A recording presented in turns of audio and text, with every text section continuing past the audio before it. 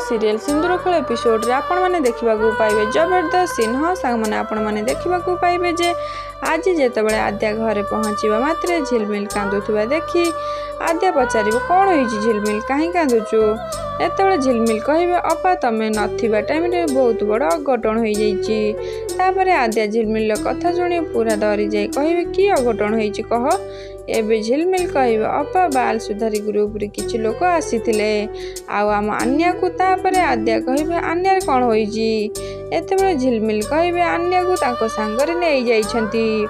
झिलमिल कथा शुणी आद्या पूरा आश्चर्य हो पड़ती। एबे आद्या बाल सुधारी ग्रुप रे जाइकी पहुँचे आउ आद्या आन्या को खोजु खोजु बहुत कष्ट रे आन्या को पाई जाती। एबे आन्या आद्या को देखी भो भोई कांदती आउ आन्या को ए अवस्था रे देखी आद्या निजक न संभाली पारी से भी कांदती। तापरे आन्या कहे मते एठू नहीं चल मामा ए लोक माने बहुत खराब आउ मते बहुत गाली करुछंती। आउ सेतेबेले आद्या कहे तू व्यस्त हनी आन्या तो मामा एबे तते आउ गोटे भी मुहूर्त एठी रहिबाकू देबनी।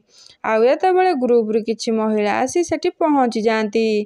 तापरे आद्या तांको ऊपर रागी जाई कहे मु नथिला टाइम रे मो घर को जाइकी मोर 6 वर्षर छोट छुआ को मो बिना परमिशन रे आपण एठिक नहीं आसिले किए आपन को अधिकार देइथिला। आउ आद्यार एमिति कटु कथा शुणी से महिला पूरा आश्चर्य हो पड़ती। ते फ्रेंड्स आपण मानकू कौन लगुची आज कौन ग्रुप लोक अति सहज रे आन्या को जीवाकू देबे ना मल्लिका कथा रे पड़ी एते किछि नुआ नियम कानून काढ़ी आद्या को हैरान करिवे। आपण मानू कौन लगुची कमेंट माध्यम रे जणाइबा सह आज वीडियो भल लागिले लाइक शेयर सब्सक्राइब करंतु।